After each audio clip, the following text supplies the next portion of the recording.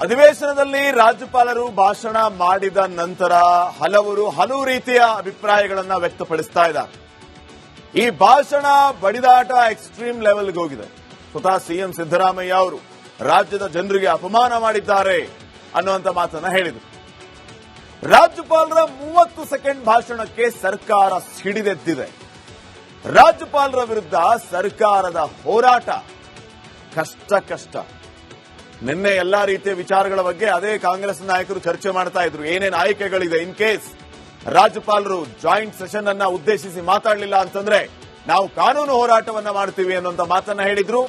AG Shashikiran Shetty ಅವರನ್ನ ಈಗಾಗಲೇ ಡೆಲ್ಲಿಗೂ ಕಳಿಸ್ಕೊಟ್ಟಿದ್ರು. ಆದ್ರೆ ರಾಜ್ಯಪಾಲರಂತೂ ಜಾಯಿಂಟ್ ಸೆಷನ್ ನ ಉದ್ದೇಶಿಸಿ ಮಾತಾಡಿದ್ರು.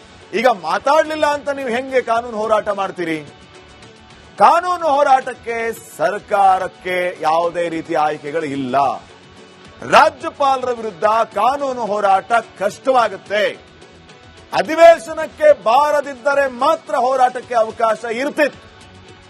ರಾಜ್ಯ ಸರ್ಕಾರ ಬರೆದುಕೊಟ್ಟ ಭಾಷಣವನ್ನ ಓದಲಿಲ್ಲ ಅಂದ್ರೆ, ಜಾಯಿಂಟ್ ಸೆಷನ್ಗೆ ಬರಲಿಲ್ಲ ಅಂದ್ರೆ ಅವಾಗ ಕಾನೂನು ಹೋರಾಟ ಮಾಡಬಹುದಿತ್ತು. ಈಗ ಜಂಟಿ ಅಧಿವೇಶನಕ್ಕೆ ರಾಜ್ಯಪಾಲರು ಬಂದ್ರು, ಭಾಷಣವನ್ನೂ ಮಾಡಿದ್ರು. ಏನಂತ ಈಗ ಕಾನೂನು ಹೋರಾಟ ಮಾಡುತ್ತೆ ಸರ್ಕಾರ? ಅಧಿವೇಶನದಲ್ಲಿ ಭಾಗಿಯಾಗಿದ್ದಾರೆ ರಾಜ್ಯಪಾಲರು ಯಾವ ರೀತಿ ಈಗ ಕಾಂಗ್ರೆಸ್ನವರಿಗೆ ಚೌಕ್ ಕೊಟ್ರು ಅಂತಂದ್ರೆ, ಅಧಿವೇಶನಕ್ಕೂ ಬಂದ್ರು, ಅಧಿವೇಶನದಲ್ಲಿ ಭಾಷಣವನ್ನು ಮಾಡಿದ್ರು. ಈಗ ಕಾಂಗ್ರೆಸ್ನವರಿಗೆ ರಾಜ್ಯಪಾಲರ ವಿರುದ್ಧ ಕಾನೂನು ಹೋರಾಟ ಮಾಡೋದಕ್ಕೆ ದಾರಿನೇ ಇಲ್ಲದಂತಾಗಿದೆ. ಅನ್ಕೊಂಡಿದ್ರೋ ಏನು ಈ ವಿಚಾರದಲ್ಲಿ ರಾಜ್ಯಪಾಲರನ್ನ ನಾವು ಲಾಕ್ ಮಾಡಿಕೊಂಡು ಕೇಂದ್ರ ಬಿಜೆಪಿಗೆ ಒಂದು ರೀತಿ ಮುಜುಗರ ತರುವಂತಹ ಪರಿಸ್ಥಿತಿಯನ್ನು ನಿರ್ಮಾಣ ಮಾಡೋಣ ಅಂತ ಹೇಳಿ. ಆದ್ರೆ ಅದಕ್ಕೆ ಆಸ್ಪದವನ್ನೇ ಮಾಡಿಕೊಡ್ಲಿಲ್ಲ ರಾಜ್ಯಪಾಲ ತಾವರ್ ಚಂದ್ ಗೆಹ್ಲೋಟ್ ಅವರು. ಬಂದುಬಿಟ್ರು ಸೆಷನ್ಗೆ, ಮಾತಾಡಿಯೂ ಬಿಟ್ರು. ಸೊ ಅಧಿವೇಶನದಲ್ಲಿ ಸಾಂಕೇತಿಕವಾಗಿ ಗವರ್ನರ್ ಭಾಷಣವನ್ನ ಮಾಡಿದ್ದಾರೆ. ಹೀಗಾಗಿ ಸುಪ್ರೀಂ ಕೋರ್ಟ್ ಕದ ತಟ್ಟೋದಕ್ಕೆ ಅವಕಾಶ ಇಲ್ಲ ರಾಜ್ಯ ಸರ್ಕಾರಕ್ಕೆ. ಗವರ್ನರ್ ವಿರುದ್ಧ ರಾಷ್ಟ್ರಪತಿಗಳಿಗೆ ಪತ್ರ ಬರೀಬಹುದು, ಸಂಪೂರ್ಣವಾಗಿ ನಮ್ಮ ಭಾಷಣವನ್ನ ರಾಜ್ಯಪಾಲರು ಓದಲಿಲ್ಲ ಅಂತ ಹೇಳಿ. ಅದರ ಜೊತೆಗೆ ಕಾಂಗ್ರೆಸ್ ನಾಯಕರು ಸ್ವತಃ ಸಿಎಂ ಸಿದ್ದರಾಮಯ್ಯ ಅವರು ತಮ್ಮ ಪಕ್ಷದ ಕಾರ್ಯಕರ್ತರಿಗೆ ಕರೆ ಕೊಡಬಹುದು, ರಾಜ್ಯಪಾಲರ ನಡೆಯ ವಿರುದ್ಧ ಎಲ್ಲ ಕಡೆನೂ ಪ್ರತಿಭಟನೆ ಮಾಡಿ ಅಂತ ಹೇಳಿ. ಸೊ ರಾಜ್ಯದಾದ್ಯಂತ ಬೃಹತ್ ಹೋರಾಟವನ್ನು ಕೂಡ ಇವರು ಮಾಡಬಹುದು. ರಾಜ್ಯಪಾಲರು ಕೊಟ್ಟ ಶಾಕ್ ಅನ್ನ ಕಂಡು ಸಿದ್ದರಾಮಯ್ಯ ಟೀಮ್ ಈಗ ಕಂಗಾಲಾಗಿದೆ. ಹೆಂಗೆ ಕೌಂಟರ್ ಕೊಡೋದು ಅಂತ ಯೋಚನೆ ಮಾಡ್ತಾ ಇದೆ. ಕಾನೂನಿನ ರೀತಿಯ ಏನು ಮಾಡಕ್ಕಾಗಲ್ಲ, ಇನ್ನು ಬೇರೆ ದಾರಿ ಏನು? ಆ ರೀತಿಯ ಒಂದು ಮೆಸೇಜ್ ಅನ್ನ ಪಾಸ್ ಮಾಡಬೇಕಲ್ಲ. ರಾಜ್ಯಪಾಲರು ನಮ್ಮ ಸರ್ಕಾರದ ವಿರುದ್ಧ ನಡ್ಕೊಂಡ್ರು ಅಂತ ಹೇಳಿ ಸೊ ಸ್ಟ್ರೈಕ್ ಮಾಡಿಸಬಹುದು, ಪ್ರತಿಭಟನೆ ಮಾಡಿಸಬಹುದು, ರಾಜ್ಯಪಾಲರ ವಿರುದ್ಧ ಧಿಕ್ಕಾರಗಳನ್ನ ಕೂಗಿಸಬಹುದು, ಅವರ ಪಾರ್ಟಿಯಿಂದ ಜಿಲ್ಲೆಗಳಲ್ಲಿ ಪ್ರತಿಭಟನೆಗಳನ್ನ ಮಾಡಿಸಬಹುದು. ಇದನ್ನ ಬಿಟ್ರೆ ಕಾನೂನು ಹೋರಾಟಕ್ಕೆ ಬಹುತೇಕ ಅವಕಾಶಗಳು ಇಲ್ಲ. ಹಿಂಗಾಗಿ ಸಿದ್ದರಾಮಯ್ಯ ಅಂಡ್ ಟೀಮ್ ಈಗ ಕಂಗಾಲಾಗಿದೆ ರಾಜ್ಯಪಾಲರ ಈ ನಡೆಗೆ. ಇನ್ನ ನೆಕ್ಸ್ಟ್, ಅಧಿವೇಶನದಲ್ಲಿ ರಾಜ್ಯಪಾಲರು ಭಾಷಣ ಮಾಡಿದ ನಂತರ ಹಲವು ರೀತಿಯ ಅಭಿಪ್ರಾಯಗಳನ್ನ ವ್ಯಕ್ತಪಡಿಸ್ತಾ ಇದ್ದಾರೆ. ಈ ಭಾಷಣ ಬಡಿದಾಟ ಎಕ್ಸ್ಟ್ರೀಮ್ ಲೆವೆಲ್ಗೆ ಹೋಗಿದೆ. ಸ್ವತಃ ಸಿಎಂ ಸಿದ್ದರಾಮಯ್ಯ ಅವರು ರಾಜ್ಯದ ಜನರಿಗೆ ಅಪಮಾನ ಮಾಡಿದ್ದಾರೆ ಅನ್ನುವಂತ ಮಾತನ್ನ ಹೇಳಿದರು. ರಾಜ್ಯಪಾಲರ 30 ಸೆಕೆಂಡ್ ಭಾಷಣಕ್ಕೆ ಸರ್ಕಾರ ಸಿಡಿದೆದ್ದಿದೆ. ರಾಜ್ಯಪಾಲರ ವಿರುದ್ಧ ಸರ್ಕಾರದ ಹೋರಾಟ ಕಷ್ಟ. ನಿನ್ನೆ ಎಲ್ಲಾ ರೀತಿಯ ವಿಚಾರಗಳ ಬಗ್ಗೆ ಅದೇ ಕಾಂಗ್ರೆಸ್ ನಾಯಕರು ಚರ್ಚೆ ಮಾಡ್ತಾ ಇದ್ರು. ಏನೇನು ಆಯ್ಕೆಗಳಿದೆ ಇನ್ ಕೇಸ್ ರಾಜ್ಯಪಾಲರು ಜಾಯಿಂಟ್ ಸೆಷನ್ ಅನ್ನ ಉದ್ದೇಶಿಸಿ ಮಾತಾಡಲಿಲ್ಲ ಅಂತಂದ್ರೆ ನಾವು ಕಾನೂನು ಹೋರಾಟವನ್ನ ಮಾಡ್ತೀವಿ ಅನ್ನುವಂತ ಮಾತನ್ನ ಹೇಳಿದ್ರು. ಎಜಿ ಶಶಿಕಿರಣ್ ಶೆಟ್ಟಿ ಅವರನ್ನ ಈಗಾಗಲೇ ಡೆಲ್ಲಿಗೂ ಕಳಿಸ್ಕೊಟ್ಟಿದ್ರು. ಆದ್ರೆ ರಾಜ್ಯಪಾಲರಂತೂ ಜಾಯಿಂಟ್ ಸೆಷನ್ ನ ಉದ್ದೇಶಿಸಿ ಮಾತಾಡಿದ್ರು. ಈಗ ಮಾತಾಡಲಿಲ್ಲ ಅಂತ ನೀವು ಹೆಂಗೆ ಕಾನೂನು ಹೋರಾಟ ಮಾಡ್ತೀರಿ? ಕಾನೂನು ಹೋರಾಟಕ್ಕೆ ಸರ್ಕಾರಕ್ಕೆ ಯಾವುದೇ ರೀತಿಯ ಆಯ್ಕೆಗಳು ಇಲ್ಲ. ರಾಜ್ಯಪಾಲರ ವಿರುದ್ಧ ಕಾನೂನು ಹೋರಾಟ ಕಷ್ಟವಾಗುತ್ತೆ. ಅಧಿವೇಶನಕ್ಕೆ ಬಾರದಿದ್ದರೆ ಮಾತ್ರ ಹೋರಾಟಕ್ಕೆ ಅವಕಾಶ ಇರ್ತಿತ್ತು. ರಾಜ್ಯ ಸರ್ಕಾರ ಬರೆದುಕೊಟ್ಟ ಭಾಷಣವನ್ನ ಓದಲಿಲ್ಲ ಅಂದ್ರೆ, ಜಾಯಿಂಟ್ ಸೆಷನ್ಗೆ ಬರಲಿಲ್ಲ ಅಂದ್ರೆ ಅವಾಗ ಕಾನೂನು ಹೋರಾಟ ಮಾಡಬಹುದಿತ್ತು. ಈಗ ಜಂಟಿ ಅಧಿವೇಶನಕ್ಕೆ ರಾಜ್ಯಪಾಲರು ಬಂದ್ರು, ಭಾಷಣವನ್ನೂ ಮಾಡಿದ್ರು. ಏನಂತ ಈಗ ಕಾನೂನು ಹೋರಾಟ ಮಾಡುತ್ತೆ ಸರ್ಕಾರ? ಅಧಿವೇಶನದಲ್ಲಿ ಭಾಗಿಯಾಗಿದ್ದಾರೆ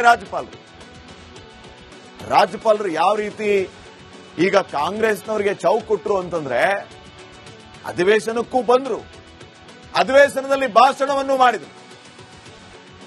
ಈಗ ಕಾಂಗ್ರೆಸ್ನವರಿಗೆ ರಾಜ್ಯಪಾಲರ ವಿರುದ್ಧ ಕಾನೂನು ಹೋರಾಟ ಮಾಡೋದಕ್ಕೆ ದಾರಿನೇ ಇಲ್ಲದಂತಾಗಿದೆ. ಅನ್ಕೊಂಡಿದ್ರೋ ಏನು ಈ ವಿಚಾರದಲ್ಲಿ ರಾಜ್ಯಪಾಲರನ್ನ ನಾವು ಲಾಕ್ ಮಾಡಿಕೊಂಡು ಕೇಂದ್ರ ಬಿಜೆಪಿಗೆ ಒಂದು ರೀತಿ ಮುಜುಗರ ತರುವಂತಹ ಪರಿಸ್ಥಿತಿಯನ್ನು ನಿರ್ಮಾಣ ಮಾಡೋಣ ಅಂತ ಹೇಳಿ. ಆದ್ರೆ ಅದಕ್ಕೆ ಆಸ್ಪದವನ್ನೇ ಮಾಡಿಕೊಡ್ಲಿಲ್ಲ ರಾಜ್ಯಪಾಲ ತಾವರ್ ಚಂದ್ ಗೆಹ್ಲೋಟ್ ಅವರು. ಬಂದುಬಿಟ್ರು ಸೆಷನ್ಗೆ, ಮಾತಾಡಿಯೂ ಬಿಟ್ರು. ಸೊ ಅಧಿವೇಶನದಲ್ಲಿ ಸಾಂಕೇತಿಕವಾಗಿ ಗವರ್ನರ್ ಭಾಷಣವನ್ನ ಮಾಡಿದ್ದಾರೆ. ಹೀಗಾಗಿ ಸುಪ್ರೀಂ ಕೋರ್ಟ್ ಕದ ತಟ್ಟೋದಕ್ಕೆ ಅವಕಾಶ ಇಲ್ಲ ರಾಜ್ಯ ಸರ್ಕಾರಕ್ಕೆ. ಗವರ್ನರ್ ವಿರುದ್ಧ ರಾಷ್ಟ್ರಪತಿಗಳಿಗೆ ಪತ್ರ ಬರೀಬಹುದು, ಸಂಪೂರ್ಣವಾಗಿ ನಮ್ಮ ಭಾಷಣವನ್ನ ರಾಜ್ಯಪಾಲರು ಓದಲಿಲ್ಲ ಅಂತ ಹೇಳಿ. ಅದರ ಜೊತೆಗೆ ಕಾಂಗ್ರೆಸ್ ನಾಯಕರು ಸ್ವತಃ ಸಿಎಂ ಸಿದ್ದರಾಮಯ್ಯ ಅವರು ತಮ್ಮ ಪಕ್ಷದ ಕಾರ್ಯಕರ್ತರಿಗೆ ಕರೆ ಕೊಡಬಹುದು, ರಾಜ್ಯಪಾಲರ ನಡೆಯ ವಿರುದ್ಧ ಎಲ್ಲ ಕಡೆನೂ ಪ್ರತಿಭಟನೆ ಮಾಡಿ ಅಂತ ಹೇಳಿ. ಸೊ ರಾಜ್ಯದಾದ್ಯಂತ ಬೃಹತ್ ಹೋರಾಟವನ್ನು ಕೂಡ ಇವರು ಮಾಡಬಹುದು. ರಾಜ್ಯಪಾಲರು ಕೊಟ್ಟ ಶಾಕ್ ಅನ್ನ ಕಂಡು ಸಿದ್ದರಾಮಯ್ಯ ಟೀಮ್ ಈಗ ಕಂಗಾಲಾಗಿದೆ. ಹೆಂಗೆ ಕೌಂಟರ್ ಕೊಡೋದು ಅಂತ ಯೋಚನೆ ಮಾಡ್ತಾ ಇದೆ.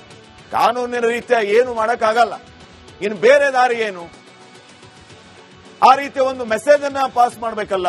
ರಾಜ್ಯಪಾಲರು ನಮ್ಮ ಸರ್ಕಾರದ ವಿರುದ್ಧ ನಡ್ಕೊಂಡ್ರು ಅಂತ ಹೇಳಿ ಸೊ ಸ್ಟ್ರೈಕ್ ಮಾಡಿಸಬಹುದು, ಪ್ರತಿಭಟನೆ ಮಾಡಿಸಬಹುದು, ರಾಜ್ಯಪಾಲರ ವಿರುದ್ಧ ಧಿಕ್ಕಾರಗಳನ್ನ ಕೂಗಿಸಬಹುದು, ಅವರ ಪಾರ್ಟಿಯಿಂದ ಜಿಲ್ಲೆಗಳಲ್ಲಿ ಪ್ರತಿಭಟನೆಗಳನ್ನ ಮಾಡಿಸಬಹುದು. ಇದನ್ನ ಬಿಟ್ರೆ ಕಾನೂನು ಹೋರಾಟಕ್ಕೆ ಬಹುತೇಕ ಅವಕಾಶಗಳು ಇಲ್ಲ. ಹಿಂಗಾಗಿ ಸಿದ್ದರಾಮಯ್ಯ ಅಂಡ್ ಟೀಮ್ ಈಗ ಕಂಗಾಲಾಗಿದೆ ರಾಜ್ಯಪಾಲರ ಈ ನಡೆಗೆ. ಇನ್ನ ನೆಕ್ಸ್ಟ್ ಅಧಿವೇಶನದಲ್ಲಿ ರಾಜ್ಯಪಾಲರು ಭಾಷಣ ಮಾಡಿದ ನಂತರ ಹಲವು ರೀತಿಯ ಅಭಿಪ್ರಾಯಗಳನ್ನ ವ್ಯಕ್ತಪಡಿಸ್ತಾ ಇದ್ದಾರೆ. ಈ ಭಾಷಣ ಬಡಿದಾಟ ಎಕ್ಸ್ಟ್ರೀಮ್ ಲೆವೆಲ್ಗೆ ಹೋಗಿದೆ. ಸ್ವತಃ ಸಿಎಂ ಸಿದ್ದರಾಮಯ್ಯ ಅವರು ರಾಜ್ಯದ ಜನರಿಗೆ ಅಪಮಾನ ಮಾಡಿದ್ದಾರೆ ಅನ್ನುವಂತ ಮಾತನ್ನ ಹೇಳಿದರು. ರಾಜ್ಯಪಾಲರ 30 ಸೆಕೆಂಡ್ ಭಾಷಣಕ್ಕೆ ಸರ್ಕಾರ ಸಿಡಿದೆದ್ದಿದೆ. ರಾಜ್ಯಪಾಲರ ವಿರುದ್ಧ ಸರ್ಕಾರದ ಹೋರಾಟ ಕಷ್ಟ. ನಿನ್ನೆ ಎಲ್ಲಾ ರೀತಿಯ ವಿಚಾರಗಳ ಬಗ್ಗೆ ಅದೇ ಕಾಂಗ್ರೆಸ್ ನಾಯಕರು ಚರ್ಚೆ ಮಾಡ್ತಾ ಇದ್ರು. ಏನೇನು ಆಯ್ಕೆಗಳಿದೆ ಇನ್ ಕೇಸ್ ರಾಜ್ಯಪಾಲರು ಜಾಯಿಂಟ್ ಸೆಷನ್ ಅನ್ನ ಉದ್ದೇಶಿಸಿ ಮಾತಾಡಲಿಲ್ಲ ಅಂತಂದ್ರೆ ನಾವು ಕಾನೂನು ಹೋರಾಟವನ್ನ ಮಾಡ್ತೀವಿ ಅನ್ನುವಂತ ಮಾತನ್ನ ಹೇಳಿದ್ರು. ಎಜಿ ಶಶಿಕಿರಣ್ ಶೆಟ್ಟಿ ಅವರನ್ನ ಈಗಾಗಲೇ ಡೆಲ್ಲಿಗೂ ಕಳಿಸ್ಕೊಟ್ಟಿದ್ರು. ಆದ್ರೆ ರಾಜ್ಯಪಾಲರಂತೂ ಜಾಯಿಂಟ್ ಸೆಷನ್ ನ ಉದ್ದೇಶಿಸಿ ಮಾತಾಡಿದ್ರು. ಈಗ ಮಾತಾಡಲಿಲ್ಲ ಅಂತ ನೀವು ಹೆಂಗೆ ಕಾನೂನು ಹೋರಾಟ ಮಾಡ್ತೀರಿ? ಕಾನೂನು ಹೋರಾಟಕ್ಕೆ ಸರ್ಕಾರಕ್ಕೆ ಯಾವುದೇ ರೀತಿಯ ಆಯ್ಕೆಗಳು ಇಲ್ಲ. ರಾಜ್ಯಪಾಲರ ವಿರುದ್ಧ ಕಾನೂನು ಹೋರಾಟ ಕಷ್ಟವಾಗುತ್ತೆ. ಅಧಿವೇಶನಕ್ಕೆ ಬಾರದಿದ್ದರೆ ಮಾತ್ರ ಹೋರಾಟಕ್ಕೆ ಅವಕಾಶ ಇರ್ತಿತ್ತು. ರಾಜ್ಯ ಸರ್ಕಾರ ಬರೆದುಕೊಟ್ಟ ಭಾಷಣವನ್ನ ಓದಲಿಲ್ಲ ಅಂದ್ರೆ, ಜಾಯಿಂಟ್ ಸೆಷನ್ಗೆ ಬರಲಿಲ್ಲ ಅಂದ್ರೆ ಅವಾಗ ಕಾನೂನು ಹೋರಾಟ ಮಾಡಬಹುದಿತ್ತು. ಈಗ ಜಂಟಿ ಅಧಿವೇಶನಕ್ಕೆ ರಾಜ್ಯಪಾಲರು ಬಂದ್ರು, ಭಾಷಣವನ್ನೂ ಮಾಡಿದ್ರು. ಏನಂತ ಈಗ ಕಾನೂನು ಹೋರಾಟ ಮಾಡುತ್ತೆ ಸರ್ಕಾರ? ಅಧಿವೇಶನದಲ್ಲಿ ಭಾಗಿಯಾಗಿದ್ದಾರೆ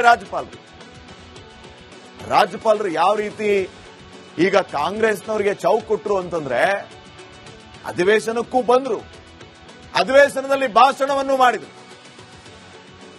ಈಗ ಕಾಂಗ್ರೆಸ್ನವರಿಗೆ ರಾಜ್ಯಪಾಲರ ವಿರುದ್ಧ ಕಾನೂನು ಹೋರಾಟ ಮಾಡೋದಕ್ಕೆ ದಾರಿನೇ ಇಲ್ಲದಂತಾಗಿದೆ. ಅನ್ಕೊಂಡಿದ್ರೋ ಏನು ಈ ವಿಚಾರದಲ್ಲಿ ರಾಜ್ಯಪಾಲರನ್ನ ನಾವು ಲಾಕ್ ಮಾಡಿಕೊಂಡು ಕೇಂದ್ರ ಬಿಜೆಪಿಗೆ ಒಂದು ರೀತಿ ಮುಜುಗರ ತರುವಂತಹ ಪರಿಸ್ಥಿತಿಯನ್ನು ನಿರ್ಮಾಣ ಮಾಡೋಣ ಅಂತ ಹೇಳಿ. ಆದ್ರೆ ಅದಕ್ಕೆ ಆಸ್ಪದವನ್ನೇ ಮಾಡಿಕೊಡ್ಲಿಲ್ಲ ರಾಜ್ಯಪಾಲ ತಾವರ್ ಚಂದ್ ಗೆಹ್ಲೋಟ್ ಅವರು. ಬಂದುಬಿಟ್ರು ಸೆಷನ್ಗೆ, ಮಾತಾಡಿಯೂ ಬಿಟ್ರು. ಸೊ ಅಧಿವೇಶನದಲ್ಲಿ ಸಾಂಕೇತಿಕವಾಗಿ ಗವರ್ನರ್ ಭಾಷಣವನ್ನ ಮಾಡಿದ್ದಾರೆ. ಹೀಗಾಗಿ ಸುಪ್ರೀಂ ಕೋರ್ಟ್ ಕದ ತಟ್ಟೋದಕ್ಕೆ ಅವಕಾಶ ಇಲ್ಲ ರಾಜ್ಯ ಸರ್ಕಾರಕ್ಕೆ. ಗವರ್ನರ್ ವಿರುದ್ಧ ರಾಷ್ಟ್ರಪತಿಗಳಿಗೆ ಪತ್ರ ಬರೀಬಹುದು, ಸಂಪೂರ್ಣವಾಗಿ ನಮ್ಮ ಭಾಷಣವನ್ನ ರಾಜ್ಯಪಾಲರು ಓದಲಿಲ್ಲ ಅಂತ ಹೇಳಿ. ಅದರ ಜೊತೆಗೆ ಕಾಂಗ್ರೆಸ್ ನಾಯಕರು ಸ್ವತಃ ಸಿಎಂ ಸಿದ್ದರಾಮಯ್ಯ ಅವರು ತಮ್ಮ ಪಕ್ಷದ ಕಾರ್ಯಕರ್ತರಿಗೆ ಕರೆ ಕೊಡಬಹುದು, ರಾಜ್ಯಪಾಲರ ನಡೆಯ ವಿರುದ್ಧ ಎಲ್ಲ ಕಡೆನೂ ಪ್ರತಿಭಟನೆ ಮಾಡಿ ಅಂತ ಹೇಳಿ. ಸೊ ರಾಜ್ಯದಾದ್ಯಂತ ಬೃಹತ್ ಹೋರಾಟವನ್ನು ಕೂಡ ಇವರು ಮಾಡಬಹುದು. ರಾಜ್ಯಪಾಲರು ಕೊಟ್ಟ ಶಾಕ್ ಅನ್ನ ಕಂಡು ಸಿದ್ದರಾಮಯ್ಯ ಟೀಮ್ ಈಗ ಕಂಗಾಲಾಗಿದೆ. ಹೆಂಗೆ ಕೌಂಟರ್ ಕೊಡೋದು ಅಂತ ಯೋಚನೆ ಮಾಡ್ತಾ ಇದೆ. ಕಾನೂನಿನ ರೀತಿಯ ಏನು ಮಾಡಕ್ಕಾಗಲ್ಲ, ಇನ್ನು ಬೇರೆ ದಾರಿ ಏನು? ಆ ರೀತಿಯ ಒಂದು ಮೆಸೇಜ್ ಅನ್ನ ಪಾಸ್ ಮಾಡಬೇಕಲ್ಲ.